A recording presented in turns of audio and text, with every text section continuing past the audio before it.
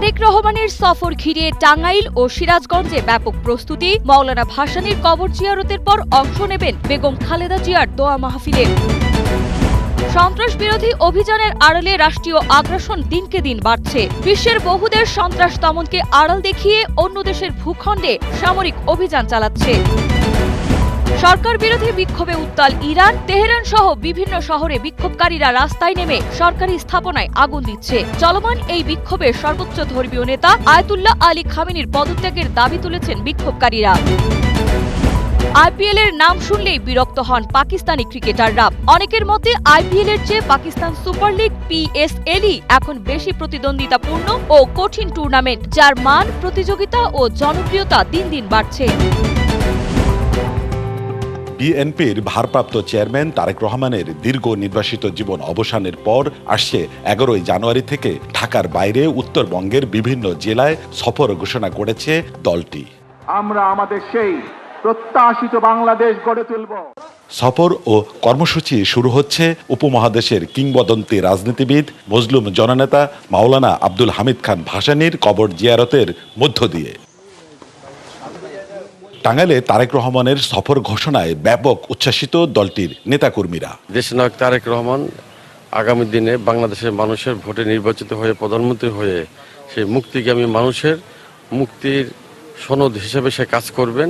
অত্যন্ত আনন্দিত, উৎফুল্লিত, যেটা ভাষায় প্রকাশ করার মতো না। তারেক রহমান হচ্ছে জেনজিদের পালস বুঝেন, সেজন্য হচ্ছে আমি আমাদের বিশ্ববিদ্যালয়ের সকল ছেলে মেয়েদের আহ্বান করব, শিক্ষার্থীদের আহ্বান করব, সবাই এখানে থাকবেন। ঐতিহাসিক সফর আখ্যা দিয়ে স্থানীয় বিএনপির নেতারা বলছেন, ভাসানীর সমাধি ছাড়াও ঢাকা টাঙ্গাইল মহাসড়কের 60 কিলোমিটার অংশ জুড়ে অগণিত নেতাকর্মী ও জনসাধারণের উপস্থিতি সামাল দিতে নেওয়া হচ্ছে সব ধরনের প্রস্তুতি। আমাদের সকল প্রস্তুতি আমাদের ইতিমধ্যে সম্পন্ন হয়ে গেছে। আমরা একাধিকবার মৌলানা আব্দুল হামিদ খান ভাসানী সাহেবের মাজার আমরা পরিদর্শন করেছি। আমাদের নেতা কিভাবে আসবেন, তারেক রহমান সাহেব কিভাবে আসবেন, কিভাবে তিনি সেখানে যাবেন এবং এই পুষ্পস্তবক অর্পণ করবেন, সেক্ষেত্রে আমরা সিদ্ধান্ত নিয়েছি। টাঙ্গাইলের মানুষ অধীর আগ্রহে অপেক্ষা করছে, কারণ এটি টাঙ্গাইলের মানুষের জন্য ঈদের দিন, আনন্দের দিন। এই সফরের মধ্য দিয়েই আমি মনে করি বাংলাদেশের মানুষ একটি নতুন রাজনীতি দেশনায়ক তারেক রহমানের নেতৃত্বে উপহার পাবে ইনশাল্লাহ। এদিকে তারেক রহমানের সফরকে কেন্দ্র করে সিরাজগঞ্জেও নেতাকর্মীদের মাঝে বইছে উৎসবের আমেজ। 19 বছর পর উত্তরবঙ্গের সফরে অঞ্চলটির প্রবেশদ্বার সিরাজগঞ্জের বেসিক শিল্পনগরী মাঠে আপসীন নেত্রী বেগম খালেদা জিয়ার আত্মার মাগফেরাত কামনায় দোয়া মাহফিলে অংশ নেবেন বিএনপির ভারপ্রাপ্ত চেয়ারম্যান। দেশনেত্রী বেগম খালেদা জিয়ার আত্মার মাগফেরাতের জন্য একটা গণদোয়ার ব্যবস্থা করেছে। আমাদের নেতা রাজি হয়েছেন, এখানে আসবেন, উনি আমাদের এই দোয়ায় সামিল হবেন। আল্লাহর কাছে আমরা আমাদের নেত্রী বেগম খালেদা জিয়ার মাগফিরাত কামনা করব। 11 জানুয়ারি ঘোষিত কর্মসূচিতে টাঙ্গাইলে দুপুর 1টা ও বিকেল 3টায় সিরাজগঞ্জে উপস্থিত থাকার কথা রয়েছে। বিশ্ব রাজনীতিতে সন্ত্রাসী হামলার অজুহাতে দেশগুলো প্রায়ই অন্য দেশের ভূখণ্ডে সামরিক হামলা চালায়। যুক্তরাষ্ট্রের ক্ষেত্রে 2001 সালের টুইন টাওয়ার হামলার পর AUMF আইন এবং আত্মরক্ষা এই ব্যাখ্যায় এ সকল অভিযানকে বৈধ বলে দেখানো হয়।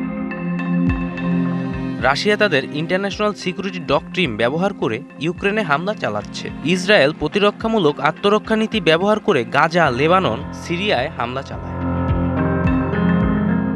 সন্ত্রাস বিরোধী আইন এবং পার্লামেন্টের অনুমোদনের ভিত্তিতে তুরস্ক কুর্দি সশস্ত্র গোষ্ঠীর বিরুদ্ধে সীমান্তে অভিযান চালায়। ভারত 2016, 19 ও 2025 সালে সন্ত্রাস দমনের অজুহাতে পাকিস্তানের ভূখণ্ডে সার্জিক্যাল স্ট্রাইক চালায়। ব্রিটেন ও ফ্রান্স ন্যাটো জোটের অংশ হিসেবে বিভিন্ন দেশে অভিযান চালায়। তাদেরও বিদেশে অভিযানের আইনি ব্যাখ্যা রয়েছে। বিশ্ব মানবাধিকার সংস্থা ও আন্তর্জাতিক বিশেষজ্ঞরা বলছেন, এসব হামলা প্রায়শই রাষ্ট্রীয় সার্বভৌমত্ব এবং আন্তর্জাতিক আইন লঙ্ঘন করে। আইন নির্ভর ব্যাখ্যা থাকলেও বাস্তবতায় রাজনৈতিক সন্ত্রাসকে অজুহাত হিসেবে দেখিয়ে বিদেশে অভিযান চালানো কতটা বৈধ বা কতটা আগ্রাসন, সেটাই এখন আন্তর্জাতিক সম্প্রদায়ের বিতর্কের কেন্দ্র।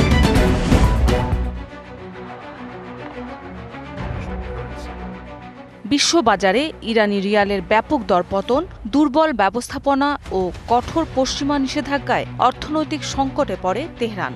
প্রতিবাদে গেল মাসে তেহরানের গ্র্যান্ড বাজারের ব্যবসায়ীরা বিক্ষোভের ডাক দেন। এখন তা রূপ নিয়েছে সরকার বিরোধী বিক্ষোভে। আসছে সহিংসতার খবরও। ইরান জুড়ে টানা বিক্ষোভে চাপের মুখে খামেনি প্রশাসন। সর্বোচ্চ ধর্মীয় নেতা আয়াতুল্লাহ আলী খামেনির পদত্যাগও দাবি করেছেন বিক্ষোভকারীরা। বৃহস্পতিবার বিক্ষোভের ১২তম দিনে সহিংস আন্দোলন ছড়িয়ে পড়ে ইরানের ৩১টি প্রদেশের বেশ কয়েকটি শহরে। রাজধানী তেহরানের রাস্তায় জড়ো হন বহু মানুষ। বিক্ষোভের পাশাপাশি আগুন দেয়া হয় বিভিন্ন সরকারি ভবনে। কাস্পিয়ান সাগরের তীরবর্তী শহর তোনেকাবনে বিক্ষোভকারীদের ছত্রভঙ্গ করতে আইনশৃঙ্খলা রক্ষাকারী বাহিনী টিয়ারশেল নিক্ষেপ করলে আহত হয় অনেকে। পরিস্থিতি সামলাতে ইরান জুড়ে বন্ধ করে দেয়া হয় ইন্টারনেট সেবা।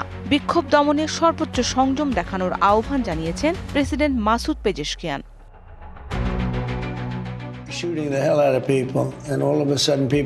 ইরানে চলমান বিক্ষোভের মধ্যে আবারও কঠোর হুঁশিয়ারি দিয়েছেন যুক্তরাষ্ট্রের প্রেসিডেন্ট ডোনাল্ড ট্রাম্প। বলেন, বিক্ষোভকারীদের হত্যা করা হলে তেহরানকে ভয়াবহ পরিণতি ভোগ করতে হবে। চলমান বিক্ষোভে নিরাপত্তা বাহিনীর সদস্যসহ বেশ কয়েকজন হতাহত হয়েছেন। আটক করা হয়েছে বহু মানুষকে।